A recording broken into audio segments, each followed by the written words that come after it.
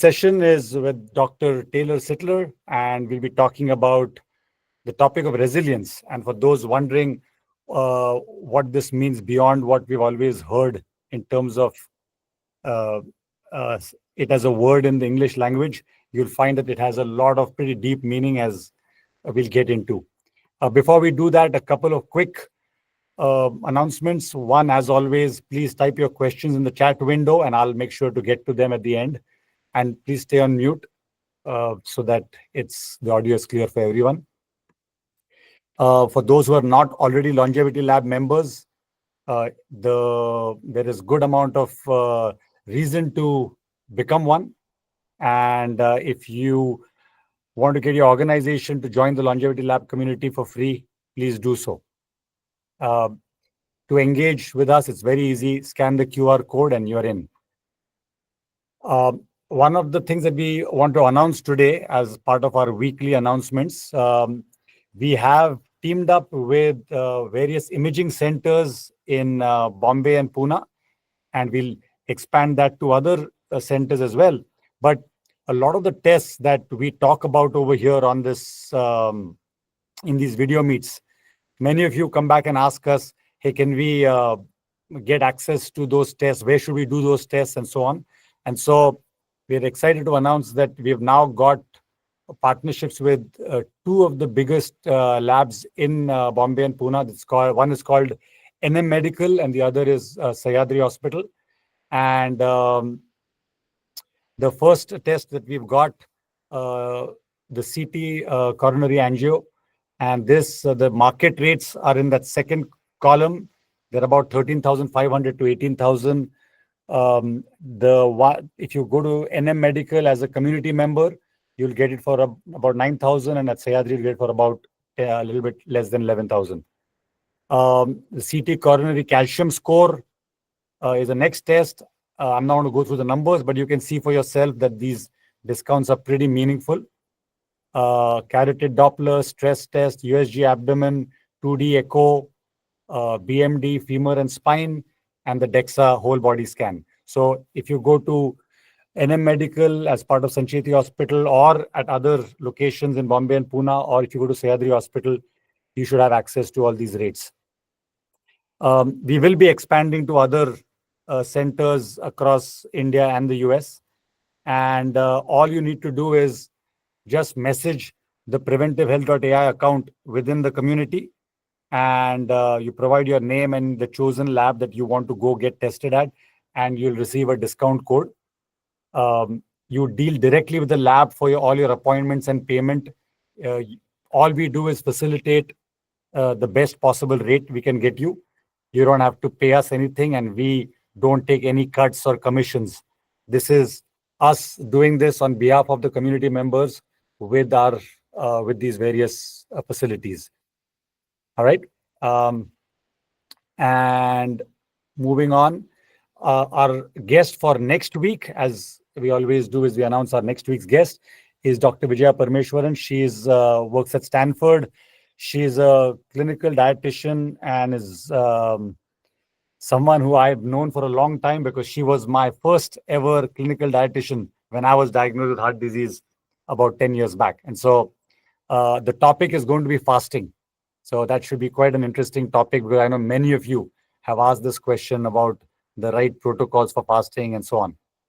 But let's get to the man of the hour. It's my friend Taylor Sittler. I've known Taylor for about 5 years or so. And in addition to having all the stuff that you see on the screen, he's done a lot. And this is a very, very abridged version because it's tough to fit it into one PowerPoint slide. But he's done a lot of different things. But I think what draws me to Taylor, why we have been friends for a while now, is because he's also one of the nicest human beings around. And to me, there are a lot of smart people in the world, but for people to be smart and nice and a nice human being, to me, is a killer combination. And I'm embarrassing you, Taylor, but the three words that always come to mind when I think of you are humility, empathy, and intelligence. And so, well, thank you. So, you've worked as a physician, as an entrepreneur, you've done lots of different things, but I'm so excited to have you on the community as a guest. And I think the topic we're going to be talking about today with Taylor is just a very, very fascinating topic that I'm sure you'll all find very insightful. And so, without further ado, Taylor, welcome to the community. Thank you. Thank you. So Taylor, let's start. I mean, I said that the topic for today is resilience, and we all know it as a standard word in the English dictionary, and we throw it around in many contexts. But in this context, in the context of health Yeah. and healthcare, what exactly does resilience mean? Yeah, no, that's a great question. Let's start with a definition. In fact, I think resilience is a definition of health. When you think about what health is for most people, it's the ability to bounce back from difficult situations or challenges. It's the ability to take a punch and stand back up, whether it's recovering from a night out with friends or a night of terrible sleep, a difficult stretch at work. There's resilience is really the way. I think it's the key for health, and it's synonymous with health itself. And so I think starting with that as a fundamental concept is really critical. So this adaptive capacity that we talk about, though, that ability to recover, whether it's building back stronger after a workout, or being able to recover after less sleep, or as for those of you who are doctors in the audience, after having gone through residency, I could take naps and recover very quickly, right? When you've been forced to stay up for long periods of time, you learn how to become resilient to it. This adaptive capacity actually shows up at the cellular level. Cells can adapt and adjust in how they function prior to a challenge as well as after a challenge with the right signals. It's called, the physiological term for it is allostasis. Folks, I think, have probably heard about homeostasis, but allostasis is the real core term here for how this works and the physiology associated. The practical advantage to resilience is it enables us to have a positive definition of health rather than a negative one, i.e. the absence of disease or needing to move away or prevent a number of diseases. And I think this will become clear as we chat. Yeah, and maybe just for the sake of the audience, Taylor, it might be useful to first describe homeostasis, what it means, and then in that context, what does allostasis mean, and how is it central to resilience? Yeah, absolutely. So homeostasis, as probably most people learned in biology, or it is the way it's typically presented as the cell has a particular set point, whether it's for its metabolism of glucose or the way it senses particular nutrients around it. And when the environment is perturbed, that is, maybe nutrients are removed or things are changed, the cell moves away from that set point and then works to recover to that individual set point. So the original idea was that the set point was fixed. Allostasis, so this comes from a range of work across both across biochemistry and neurophysiology, as well as more traditional metabolic physiology. What actually happens in real life situations is what's called allostasis. So there is a set point that the cell has, and based on a particular perturbation, that set point will then move following the perturbation.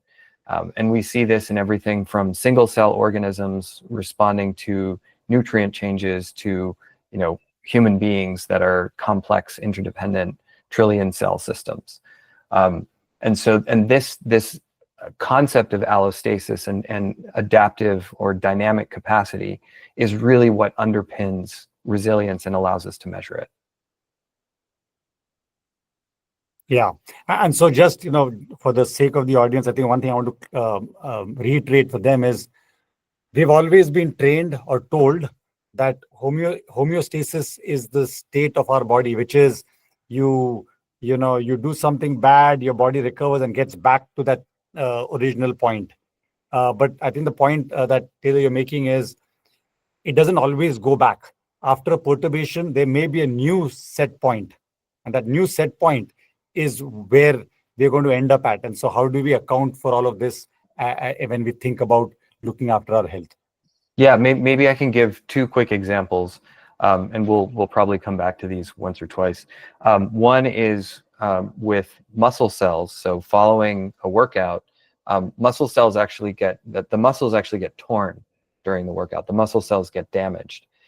When they recover, when they repair themselves, they increase their ability to contract, and they increase the number of mitochondria that they have, so that following a new workout, they will actually be more resilient or more capable of handling the strain. And then the other one, this is a maladaptive thing that happens. When you experience stress, which people, everyone experiences stress in different forms. Typically, you'll have a dump of cortisol as well as a rise in your blood pressure. And when you just, if you're being chased by a lion on the savannah, once the lion is gone, your blood pressure returns to normal. In most situations, when people experience stress, their blood pressure returns to normal. But if they have these stresses repeatedly, the body will actually set the blood pressure higher, and it will remain there. And this is part of the reason that we get high blood pressure over time. Those are actually both excellent examples, because one of the things that most of us don't realize is when we are doing strength training, we are actually breaking down the muscle for it to form again.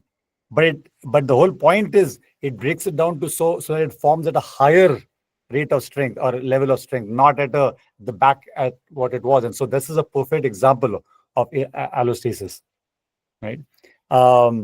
So how would one measure resilience? Is it can it be quantified?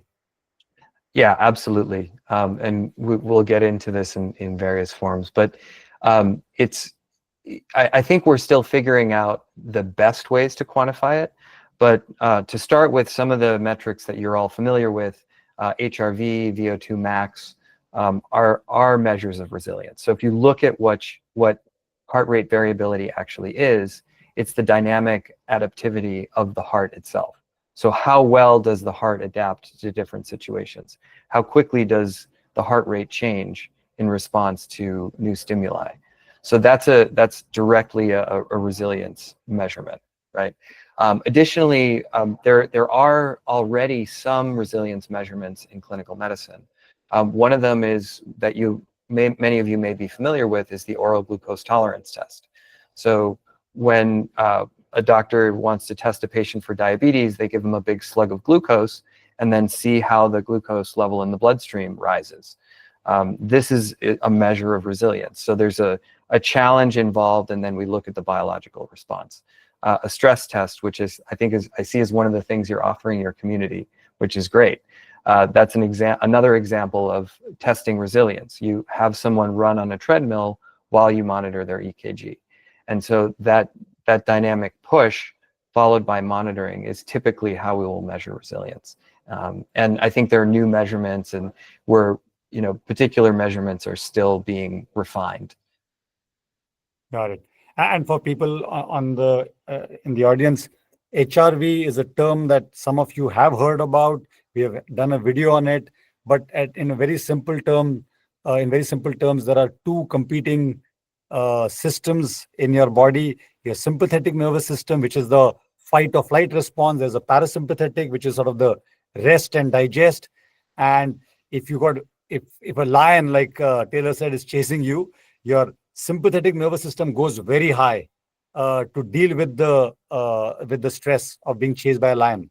It gives you extra powers. Your glucose goes up and cortisol shoots up, and you get this superhuman-like strength for a few seconds or minutes.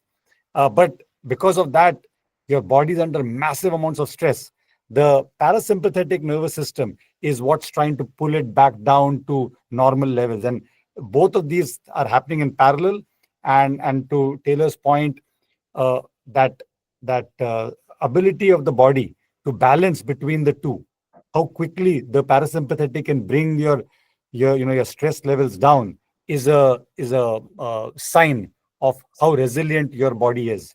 And our bodies become resilient through a series of practices that we'll talk about, but it's something to work on so that we make our bodies more and more resilient in this manner.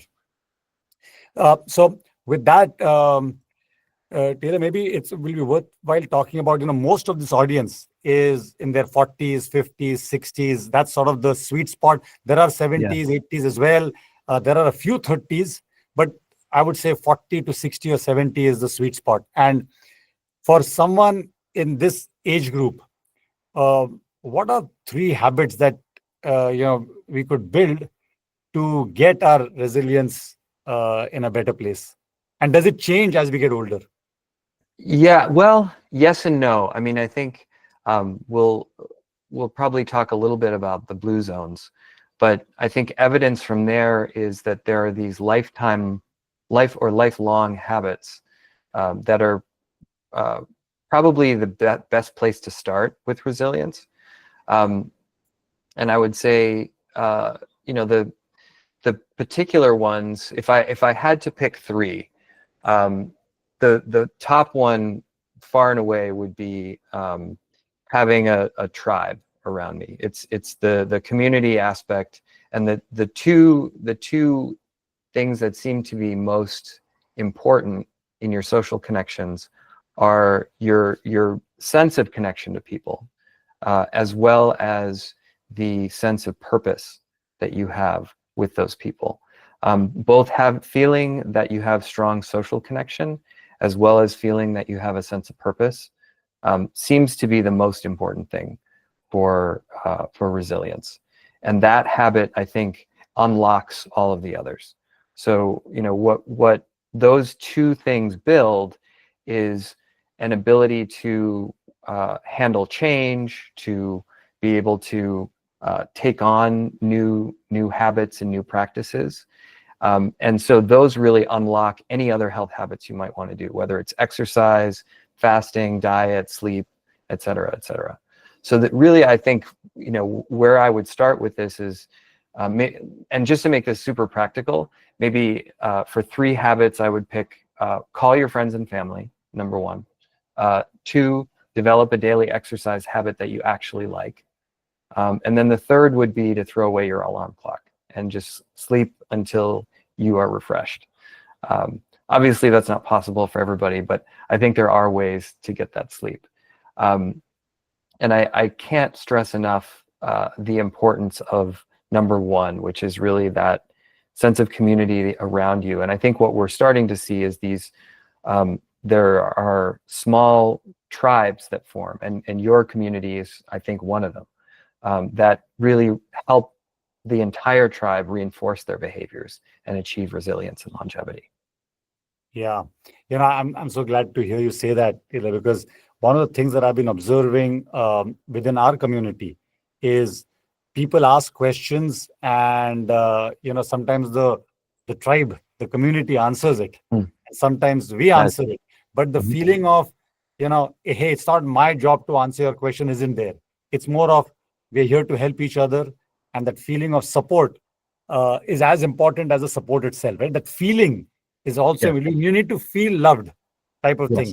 And you also spoke about the sense of purpose, and I can see that becomes, that maybe comes naturally when we are in our 20s, 30s, 40s, maybe 50s.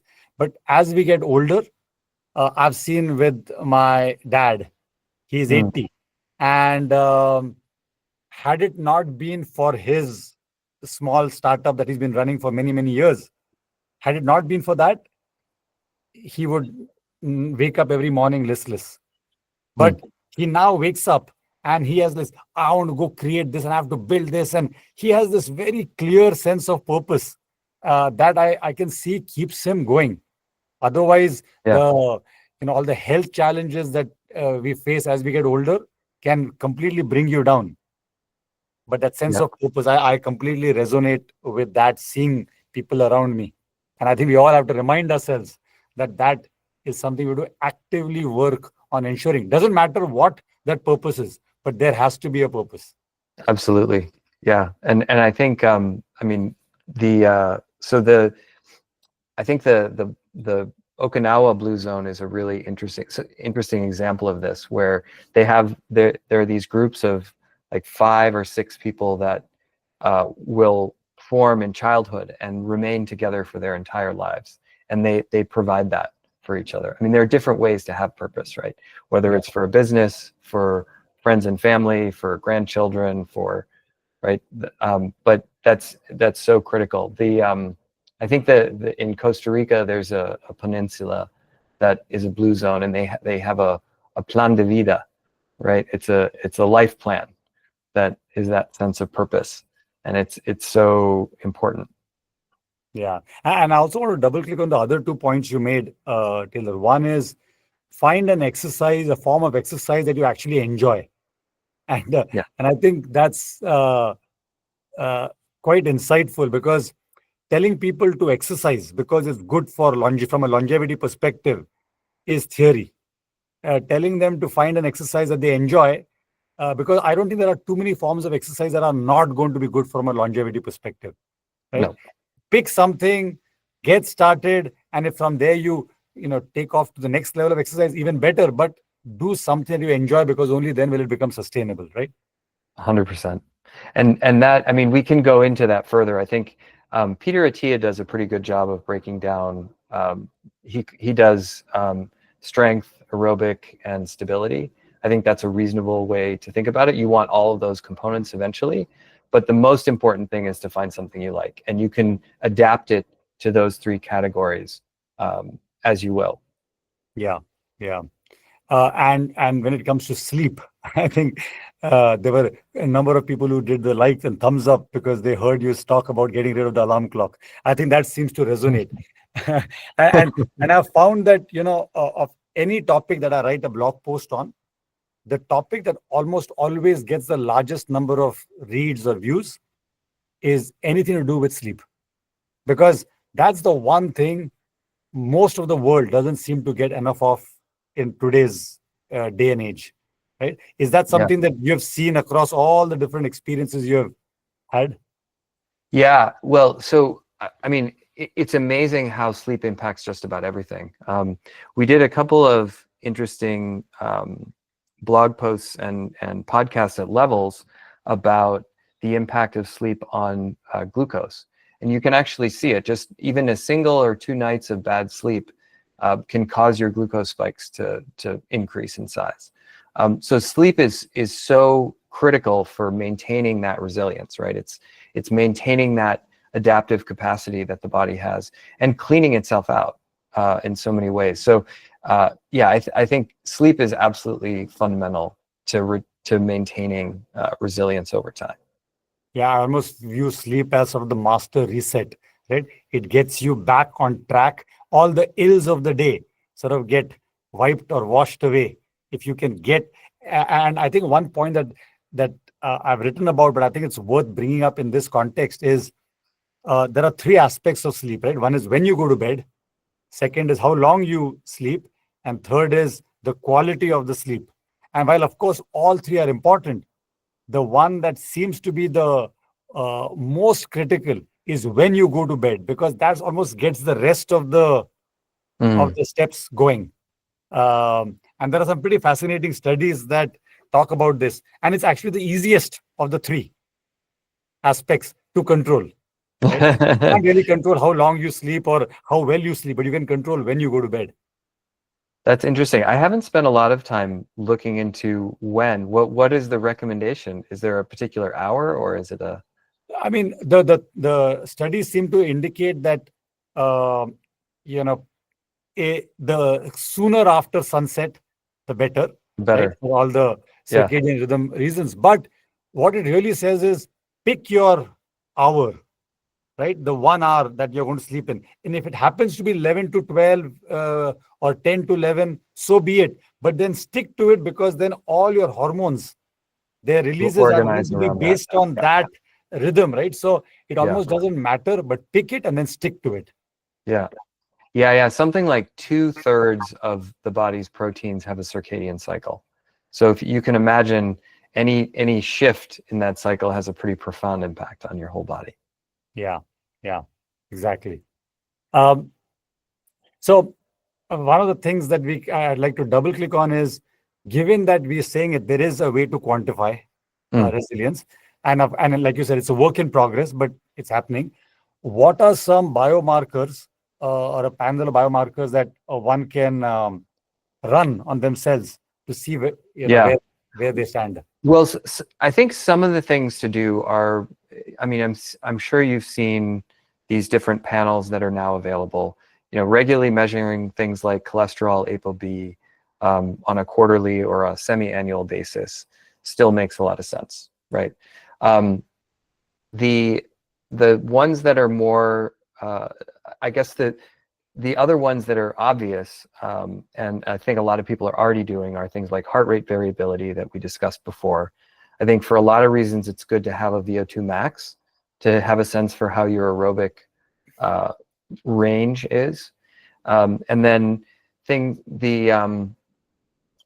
what was the third one I was going to mention? There's, yeah, You say HRV. muscle mass, Taylor, muscle mass. Well, muscle mass is actually quite a good one, because maintaining the exoskeleton over time is helpful. But I don't know if there's a great specific test for that one. The well, glucose monitoring, like just being able to check your how you're recovering from meals, is pretty important. And then we have newer panels that are, or panels maybe that folks are less familiar with, that are associated with allostasis. There's an allostatic load panel that includes, I'm trying to find it here. It is A1. I'm pretty sure. Well, let's see. It includes HDL. There's a 5-marker panel. And if I don't have it on me at the moment, but I think that's another one to look into. So while, like I was saying, I think it's still under development. The way I think of it is, I do quarterly or semi-annual checks, and these are a lot of the things that physicians would normally order. And then usually every 2 to 3 months, I'll track my HRV for a little while, as well as do at least 1 2-week glucose monitoring session to see how things are recovering. And those are, I think, some of the foundation points. I think as we, this is still early, and I think, I don't have a good framework to recommend for everyone yet, but it's because we understand the physiology of resilience so well. Things like allostasis. George Slavich has done some really interesting work on stress recovery. So they can actually monitor your hormones before, during, and after a stress response to give you a sense for what your stress resilience is like and your mental resilience. So there are several different types of panels that I think will become more useful as we create a more comprehensive primary care offering for resilience. Yeah, to add to what you said, Taylor, I found that a fasting insulin is something that is not typically on most panels. And so I have to go out of my way to add that. And that is a pretty good early warning indicator. Even if Yes. your HbA1c may be fine, your fasting insulin may not be. I do an in-body scan or a DEXA scan just to get my visceral fat, muscle mass. Yeah. That I find very helpful. And then with HRV, Taylor, how do you measure? Is it one of the wearables, or do you get one of those more sophisticated ones which only do HRV? I just go with, I mean, what matters with HRV, I think, more is the change, unless you have a particular condition you're working with. So I'm comfortable with my Apple Watch. The Apple Watch is a little more conservative. Fitbit is a little more generous. But I think just tracking general as well as changes is great. If you need to get a specific HRV monitor, if you really want to zone in on it, you can do that. But I find, because there are so many different metrics, and because there's not one single one that really indicates total resilience, I'm fine with just looking at the differences. And it's a good point. I didn't mention HOMIR, but I measure that with my quarterly labs, right? I think fasting, as you know, cholesterol, triglycerides, fasting insulin are all those should all just be monitored on a regular basis and are early warning signs that you might have as well as CRP, actually, an inflammatory or cardiovascular issue. Yeah, and for those on the call, don't worry about all of this. We'll be specifying these in the show notes, what each of these mean, and in fact, hopefully in the next week or so, we'll be announcing a partnership with many of the pathology labs to get all these parameters also available at a significant discount. Oh, that's amazing.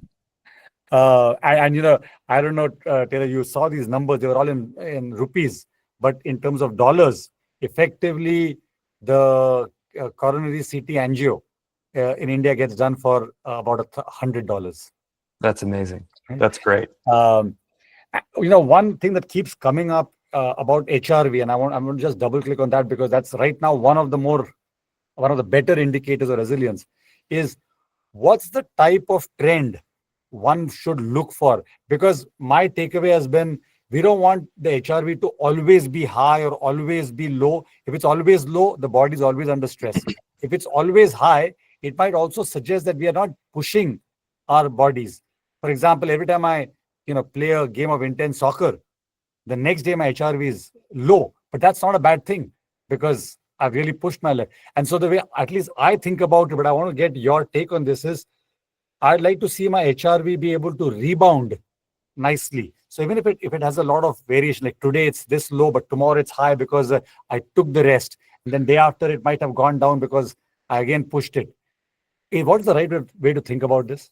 Yeah, I'm 100% on board with the way you're thinking about it. Resilience does change over time, right? If you've had a hard workout, if you've pulled an all-nighter, if you've whatever you've gone through, you can expect your HRV to drop for a bit. The question is, how quickly does it return? Yeah. You can tell some things from the baseline. I mean, I think there are age-related baselines that make sense to try to hit. But to your point, I look predominantly for the change. If it gives me an indication of what my resilience is like at any moment, and it also, as long as it's recovering quickly, I don't worry about where it is. Yeah, and I think it's also important for us to clarify for everyone on the call that don't compare HRVs across people because there is a strong genetic component. And so I've seen friends of mine who are as athletic as me, as they play as much. My baseline HRV is around 75. It can go up to 120. It can go down to 50. But there are friends whose baseline is about 20, and theirs goes up to 40 and comes down to 12. And so don't compare across people. To Taylor's point, look at your own numbers and see whether when it goes down, it can bounce back up again. And that's really where the focus should be. The next thing I want to ask you, Taylor, was about metabolic flexibility, because that's another sort of sign of marker of resilience. And you've alluded to it at various points, but what are the ways to test one's metabolic flexibility? And just for everyone on the call, the term metabolic flexibility is the ability of your body to switch between using glucose as an energy source and using fats and ketones as a source of energy. And when someone has high metabolic flexibility, the body can move seamlessly between the two based on the situation. But if we don't, then our bodies only crave glucose, and however much fat we may have, our body does not know how to use it. And so we might exercise a lot, but there is no drop in fat. So that's what metabolic flexibility means. But knowing that that's what we want to achieve, what are certain ways to get there? I mean, I think I think metabolic flexibility is something that many generations prior to ours needed because food was not abundant, right? So the ability to go without food, we have much larger fat stores than we do glucose stores, right? And the ability to go without food was actually a requisite to survival for a really long time. And we have certain mutations in particular enzymes that actually predispose us to conserving glucose and being able to survive for long periods of time without eating, at the detriment of becoming sick when we overeat. So there are particular mutations that, because of our survival, we've incorporated so that we can withstand those long periods of not eating.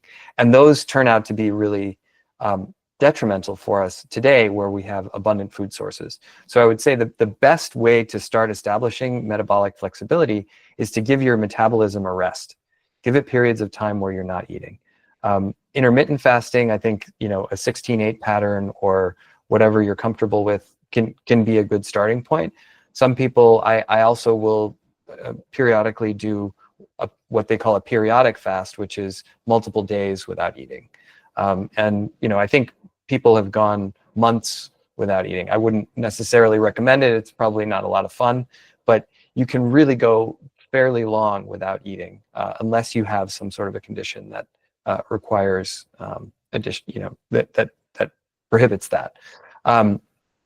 So I think the starting point for metabolic flexibility is just give your metabolism a rest. It can be eating less, and we there are benefits to caloric restriction. I think a lot of people find that fairly unpalatable. It's usually easier to just start by not eating for some period of time, right? And what that does is that starts to get the body in this habit of switching from glucose to fat. And I think, so somewhere between 12 to 18 hours seems to be a sweet spot for being able to start to establish good flexibility. The way we would measure that is you can look at post-meal glucose levels via CGM. You should find that your glucose spikes reduce once you've started a fasting regimen. You should find that your baseline glucose level, your overnight glucose, is lower, probably around 90. But it can vary. I mean, there is quite a bit of individual variation, and then the glucose monitors themselves have some variability.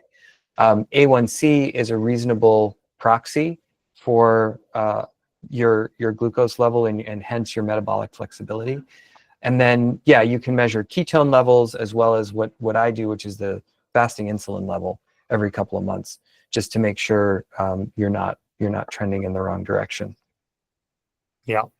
No, I think this is a topic that is of interest to a lot of people. Right? What's the right amount of time to fast? Because there are enough fat stores, so you could go a long time. But on the other hand, you have to also ensure you're not losing your micronutrients, your electrolytes, if you fast too long. And muscle mass is one of those things that gets impacted pretty quickly, and that's a hard thing to gain back.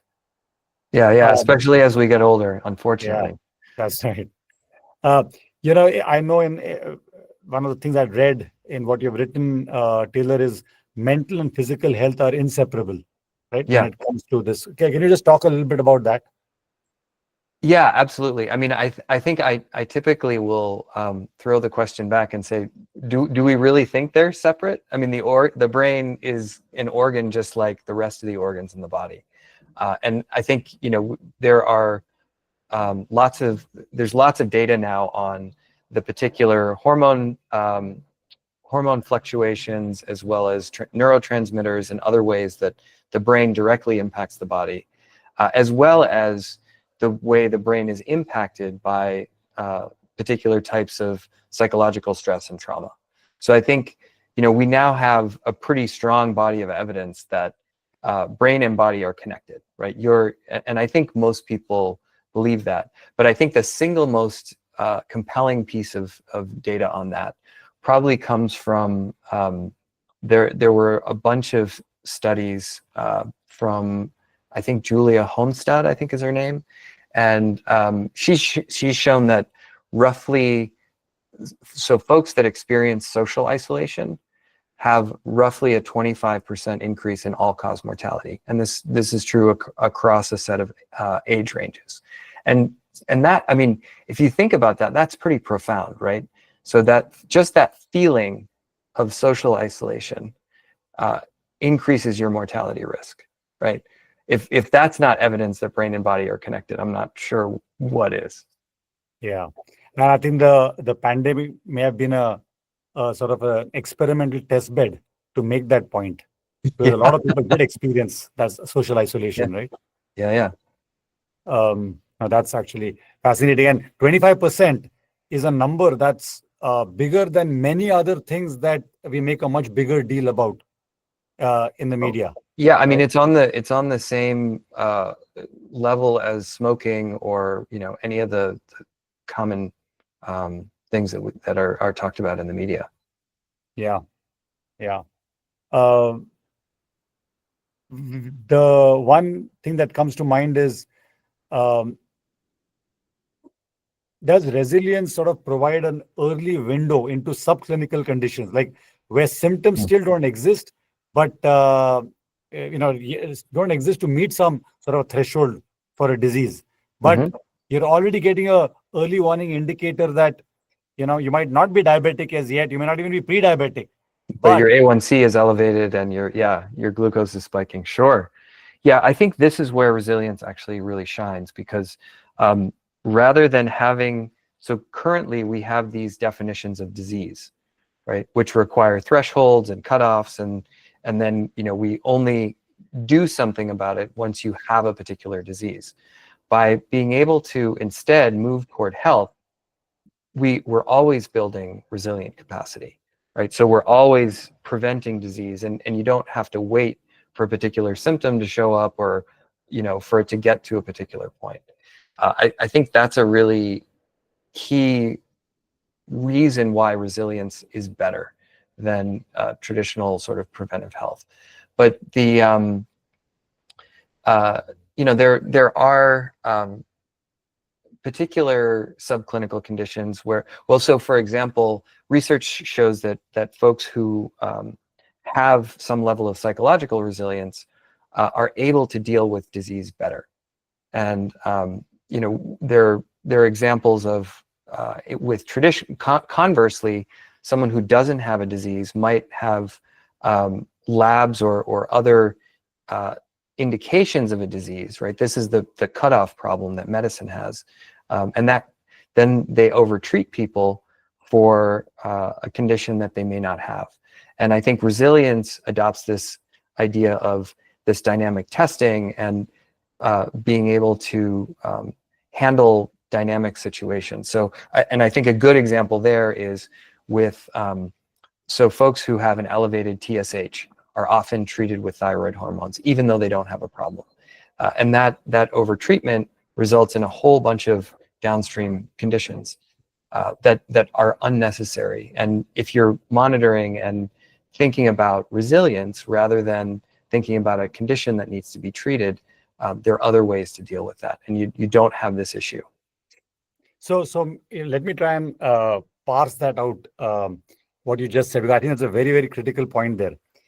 Today, if you do your labs, your TSH comes back at a certain level that happens to be above a certain threshold that's defined according to some protocol, you're immediately put onto thyroid medication. Right. Uh, and now you're not giving your body a chance to, kick in the resilience of the body to kick in and solve that problem. You're now almost getting your body used to medication. Right. And, And and in that sense, we're doing our bodies a disservice. You have to sort of let some random threshold not decide. It has to be decided based on a number of other parameters that are a function of how resilient your body is. If it's not, maybe medication is still the right thing. But if it is, yeah. give your body a chance to fight. Is that the right interpretation? Yeah, well, and I think that just the framework is off in that case. So the idea that there's a particular threshold over which you should give a medication is just the wrong way to approach the problem, right? And Yeah. resilience has a better way to approach the problem by doing, I mean, if you got that TSH result, you would ideally then do some sort of a dynamic test or look at that change over time and then prescribe accordingly, right? So you would see whether it was a fluctuation that was due to your body's adaptation, or whether it was actually a longer term issue that needed support and medication.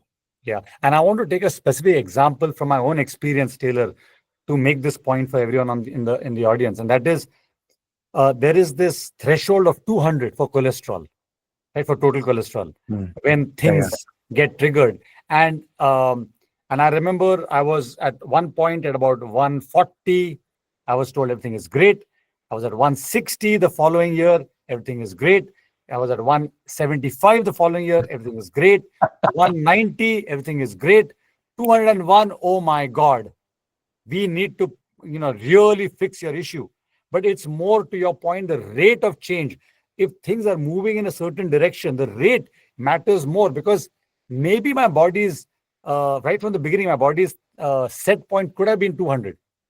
But if I'm always staying at 200, maybe it's not as big a deal as if my body is going through 140, 160, 180, 200, right? And that's sort of the point that you're really making is, let's not, the system, the framework is set up to look at one number. If it's above, you're in deep trouble, and if it's below, you're fine. But that's a sort of an artificial set point, right? Why don't we look at rate of changes of various parameters and then decide which bucket you fall into? Do you require that medication or not?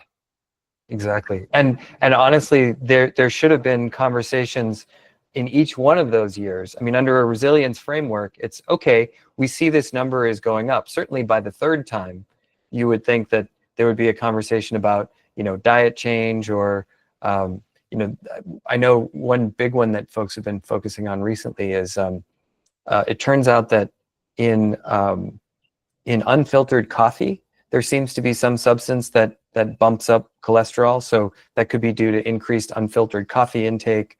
There are a number of things that you can do to address these things, as well as, frankly, just getting more sleep.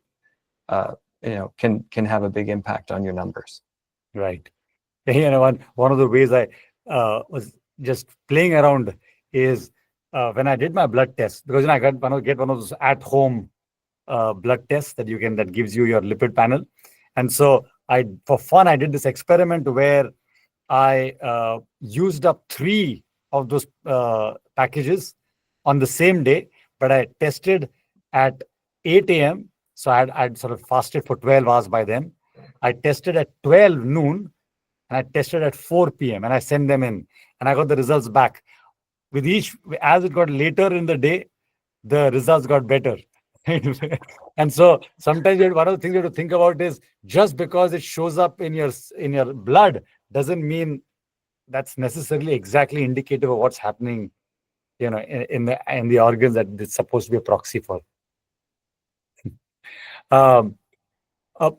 I know we're running out of time, so I want to get to a question that I know a lot of people will be very interested in, which is the concept of resilience has sort of been around for a while in Indian tradition and culture, in Chinese tradition and culture, and I know you talk a lot about this, Ayurveda, traditional medicine.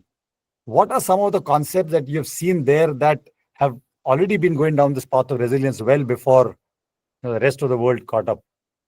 Yeah, no, I think that's a really interesting one. I think, fundamentally, the way that both these Indian and Chinese systems of medicine approach health is very similar to allostasis, right? It's this idea of dynamic adaptation and balance. It's a balancing act in Ayurveda between Vata, Pitta, Kapha. I'm definitely not an expert in either of those systems, so I can't go too deep there. But what I can say is, from the folks I've talked to, there is a deep philosophical resonance with this idea of resilience as a sort of the core of health, right? And that's I think there's to me there's some it's really comforting to know that systems that were developed hundreds and thousands of years ago had a similar core frame, right? So that gives me hope that we're moving in a good direction. I think the other practical thing that's really interesting about this is as the physiological underpinnings of resilience become clearer, as we establish, better metrics and how we expect the fluctuations to go, we can measure some of these other systems in their own context. Now, the National Institutes of Health developed a complementary and alternative medicine institute about 15 years ago, but they've really struggled to be able to incorporate other modalities. And this is one of the main reasons, because the framework is so different. You don't treat someone with a stomach ulcer the same way all the time, because what you're looking at is their chi, or you're looking at their doshas, and you're helping to balance. And this fits in much better with the resilience framework. Yeah, no, I think one of the things, in fact, we have an upcoming guest in a few weeks who trained as a medical doctor in the US, then was diagnosed with cancer. She used the system, the traditional system, didn't work out. She was absolutely against the concept of, Ayurveda. But then when she was desperate, she said, I have no choice. Everything else has failed. She did it. Now, 10 years later, she's alive and well, and she fought thyroid cancer. And so now she's a big spokesperson. And I think this ability for a doctor, for a allopathy trained doctor to also embrace Ayurveda and these other forms makes it a little bit, has the potential to make it more mainstream, because otherwise it was always considered a side show. And it's exciting to see that it is now becoming more, or I shouldn't say it's becoming, it's slowly moving towards more mainstream. Yeah. Well, and I think adopting, once the philosophical frame is accepted, then it becomes much easier to adopt it. I think a big part of the disconnect for a lot of physicians has been, it's just so different from the way they think about medicine. Yeah. So maybe we'll do one last question before we take audience questions, Taylor, and that is, there are some systems that sound like around the world that are beginning to move in this direction faster than others. What are some great examples that we can look to and say, wow, they are leading the charge, and we hope the rest of us can follow soon? Yeah, I would say, so the Netherlands Positive Health Program is probably the most well-established here.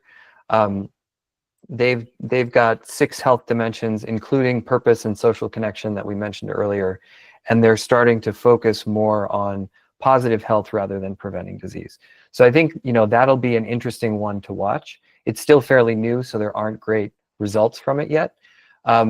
Some other really great examples. So Geisinger, which is one of the, I would say, the most progressive U.S. systems, started this proven recovery program. And that included preconditioning for all surgery. And that seems to have reduced hospital stays by about 50%. Now, there was, other things they did besides just the preconditioning, but I think this idea of preconditioning, developing resilience, is starting to make its way in, and it has big impact. The last big example is, and this is an older one, but this is the Finnish North Karelia project that was started in the 1970s to address the massive increase in cardiovascular deaths that that population was experiencing. They really created a community-based initiative that was aimed at establishing resilience in the entire population, initially this smaller community, and then the entire population, by doing things like eliminating smoking, handling lipids, handling blood pressure, and that resulted in an impressive 85% reduction in mortality from heart disease, which is the leading killer. So that was a really fabulous example of this type of an approach executed at a systems level, right? Because I think we're learning that health is actually a group activity, whether it's because your friends are keeping you in the right frame, or it's the system is actually helping you. But that kind of a reduction, I think, is possible with a broad scale resilience and adaptation. And those are big numbers, right? I mean, 85%, it's humongous. Yeah. And hopefully this community also can create that level of feeling of, all right, we're in this together. It's a group activity. It's a team sport. Yeah, absolutely. So let's get to questions. There was one sent in advance of this meeting. Does fasting really help build resilience, help my metabolic markers significantly, or am I just depriving my body of nutrition? Is it more a test of my willpower and impulse control, or is it a real health benefit? Oh, that's a good one. So I think it is a real health benefit. First, by addressing this metabolic switching that we talked about. So your ability to be flexible on that has a number of health benefits that have been proven. The other one is that fasting seems to be directly correlated with a reduction in inflammation. So it turns out that overly relying on glucose and developing insulin resistance increases the level of inflammation, which is really one of the core markers of aging. Right? That's one of the core things. Inflammation is really the core of why we age. So I think in both those cases, fasting is really useful for improving health. And I think that, whether it's the metabolic switching or the inflammation that you want to look at, there are a bunch of benefits.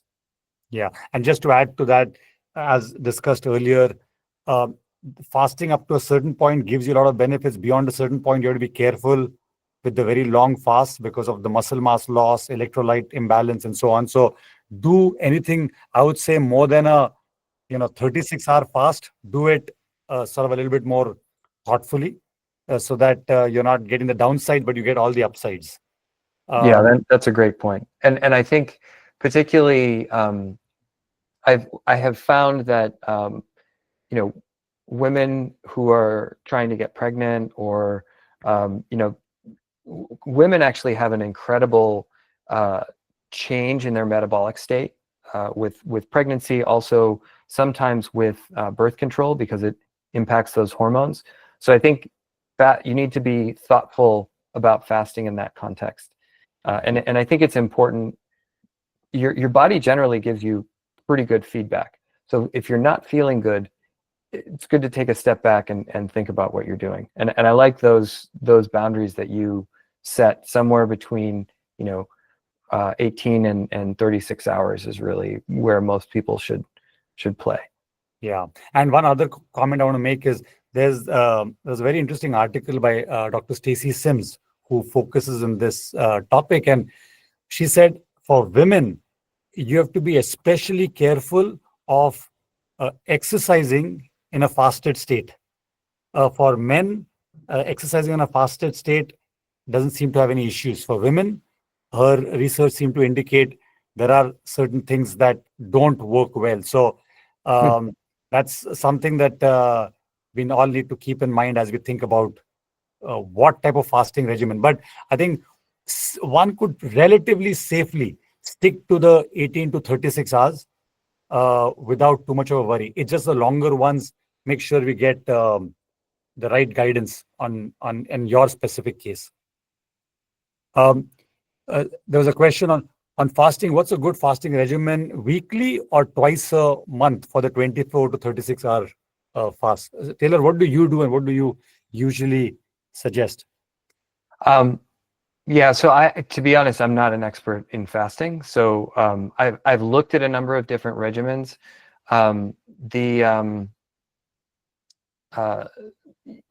Typically, I mean, when I go through periods of doing it more and periods of doing it less.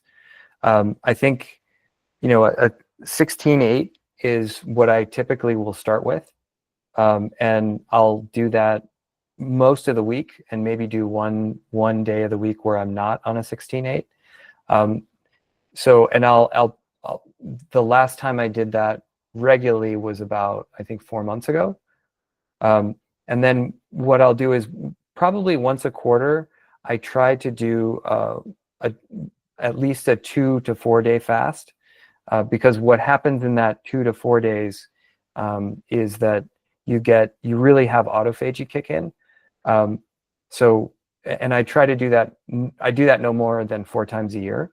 That is, I find that really helpful. But to your point, I have to plan for it, and I'm not exercising as much. I'm not doing. That's kind of like a down week for me. when I do it, right? I'm not operating at my usual capacity when I do that. Yeah. And even the way you get into it and the way you get out of that, these longer fasts is very critical, right? You can't like end the fast with a big meal. It has No. to be a very controlled. So I think it's important for people to note that it's a very um, carefully planned thing when it's anything more than 36 hours. Yeah. My own experience is I end up doing these 36-hour fasts about twice a month. Um, and it's the way I don't really plan the day. I almost feel like, wow, I'm just not feeling great. That's my trigger to do the 36-hour fast. Hmm. And I ensure I don't do more than 2 a month because um, it can, because I also do the in-body scan. Mhm. I keep tracking my muscle mass to see, and I saw that when I did it 4 times a week, it definitely had an impact on my muscle mass. So You were doing the 16/8, or what were you doing when So you I were? did the 16/8. I don't ever, I don't think I get to 16. I typically get somewhere between 14, 10 or 15/9 on most days. And then the 2 days of the month, I do the 36-hour fast. Okay. Cool. Maybe we can chat more about that offline. Yeah. I'd love to learn more. Uh, the Can a long workout such as a long distance pace running without any food trigger metabolic flexibility in the same fashion as fasting? Oh, that's a great question. Yes. And so I think there's a little bit of key background here. You really have two muscular systems, right? You have one system that operates on oxygen, and that's aerobic metabolism. And then you have an anaerobic metabolism that operates on glucose.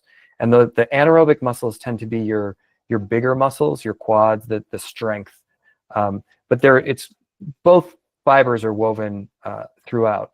When you're operating, so when you're operating at a low threshold, you're almost always using your aerobic muscles, and this is the basis for what people call zone 2 training, right? So there was this observation that when you're in that zone 2 in terms of your heart rate, typically you're around your aerobic threshold, which is so, and you can actually, anyone can do this with a glucose monitor. So wear a glucose monitor, go for a walk, and then keep increasing your pace. What you'll find is that your glucose initially will drop, drop, drop. And then once you get to a certain threshold, it will start to go up. And that's the threshold at which you've exhausted your aerobic capacity. So your aerobic muscles are working as hard as they can. And you're now having to use your stronger anaerobic muscles to keep that pace. And so if you can, what we see with marathon runners, successful marathon runners, they can actually run 6-minute miles and completely be within their aerobic threshold. So with training, your aerobic threshold can go up quite a bit. And so with any long distance run, the amount of aerobic and anaerobic muscle that you're using really matters, right? Because the bonking phenomenon that we see after, like when people just run at let's say they run a marathon, if they're running above their aerobic threshold, at some point they're going to run out of glucose, and then those anaerobic muscles won't function anymore, right? If they're below their aerobic threshold, you can basically run an entire marathon without additional fuel. But for most of us, we're above that threshold, and so we have to carbo load and do things like that. But sorry, so back to, can you say the question one more time? Yeah, so the question was, can a long workout, such as a long distance pace run, Yeah. without any food, trigger the metabolic flexibility in the same way as fasting does? It won't trigger it the same way that fasting does, but it does. I mean, it's actually the reverse of fasting. So in fasting, you go from glucose usage to fat usage over time, right? Whereas in running, you'll start when your aerobic muscles are fresher. You're going to have a higher aerobic threshold, so you're going to burn more fat, and then you'll burn more glucose later on in the run. Yeah. So it's actually the opposite. So in another way to maybe put this, Taylor, is if you can stick to your zone 2 levels, where you're still in your aerobic zone, Mhm. you won't require as much glucose.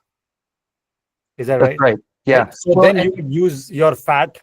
In that sense, it would be more like fasting. yeah.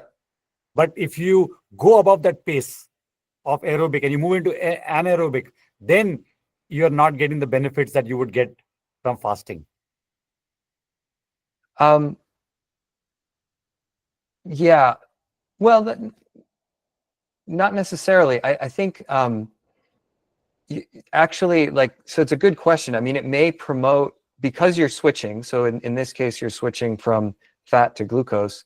It may promote switching, and it may be in the same way that, for instance, a strength workout could promote switching. I think the issue is most of the time we're in a glucose burning state. So moving if you're in a glucose burning state, moving to a glucose burning state doesn't promote metabolic switching, right? It really needs to go the other way. So Yeah. I think not, but I'm not 100% sure. It's a great question. I'll tell you my own observations, because I've looked at my data at a very, very close level. About 3 years back, my body fat percentage was about 18%, which is fine. And then I did a lot of my walking in zone 2. So my heart rate was not elevated. It was sort of still in the aerobic zone. I did all my walking in the mornings while I was on calls. Okay. And I ended up walking, easily 17, 20, 23,000 steps. Nice. Now, because my last meal was the dinner the earlier night, and now I'm walking from 4, 5 a.m. to about noon, I'm well into fasted state, right? As part of the not having eaten for that long. And my body has no access to glucose, or not much access to glucose. So at that point, it's burning fat. So it's a combination of, in a fasted state, I'm walking. So what I've seen is, over the years, my 18% has now dropped closer to like 11%. And Yeah. I'm not doing, I play soccer, but soccer is not an activity to burn fat, because that I'm well into anaerobic. Yeah. Right. So I think one way to think about it, Likith, is that if you are in a fasted state and you can stay in zone 2, and by fasted, I don't mean 24, 36 hours, even 12, 14 hours, where your body has pretty much used up the easily accessible glucose, and you stick to zone 2, don't do anything intense, because as we have now seen many times, intense activity is not going to help you burn fat. It's going to require glucose. So don't do intense, but stick to zone 2. And what you will find is, over time, as your resilience goes up, as you train your body, the heart rate at which your body switches from zone 2 to higher keeps going up. Yeah. The rule of thumb usually used to be, well, if your heart rate is at the 60% of maximum heart rate, you are still in zone 2, but then it goes up. But I have found that over time, my 60% has gotten closer to 70%. And I'm sure the best athletes in the world, they're, like you Even were saying, higher. they can run at like 6-minute pace and still stay in zone 2. Yeah. Yeah. No, and I agree. I think particularly for fat burning, what you're talking about makes a lot of sense. You're not going to increase your fat burning by strength training or by doing a long fast run. That's true. Although I don't want to discourage people from doing it, because frankly, most exercise helps improve metabolic switching, right? Right. Absolutely. Maybe we'll do one last question. And this is a little bit of there are many other questions we couldn't get to, unfortunately, but any tips for reinventing or repurposing yourself? It's a very broad, high question, but given that plays such a critical role, I thought that was a worthwhile question to end on. Yeah, reinventing yourself from a resilience perspective, I suppose. Yeah. Yeah, I think it starts with, I would start with the mental component because that really unlocks everything else. So if I'm going for true reinvention, I would start by finding my tribe. Who are the folks around you that share your values, particularly with respect to health and resilience, and then getting connected with them and building some habits together, I think would be the way that I would start it. And developing a mindset where you're, I mean, I feel like I'm always trying to build my adaptive capacity at some point, right? I'm always, every day I think a little bit, not a lot, but a little bit about my resilience, right? And I think that can be a really helpful way to get and stay healthy. Yeah. And feel good, frankly. Yeah, I think that's great advice. And are you a follower of meditation and mindfulness sessions? Do you do any of that, Taylor? You know, I meditated a lot as a kid, and I've done a lot less of it as an adult. But I'm a huge proponent of mindfulness in general. I've been listening to a lot of like Three Principles, Alan Watts, sort of this idea of letting go and how you approach the world being really important. And I've noticed a very clear connection between what I'm thinking and how I'm feeling, right? If I have a negative outlook at the moment, if I've just implanted some sort of negative thoughts in my head about my capability or what's likely going to happen, then I feel differently than if I have a more expansive outlook. And that's really where I've been focusing on my day-to-day. Yeah, and actually, that's a very, very useful insight. That introspection uh, is mindfulness, right? And I think that's a very good step towards reinventing or repurposing yourself. Well, I think we are well over time, but on that note, Taylor, thank you so much. I thought this session was just amazing, very insightful. I have a few clear takeaways for myself, and we'll be sharing notes, show notes. We'll be sharing a recording with the rest of the community for those who couldn't make it. But on behalf of everyone, thanks again, Taylor. Thank you. It was a pleasure. Really Bye. enjoyed talking to you, Nikhil. Bye-bye. Bye, Taylor.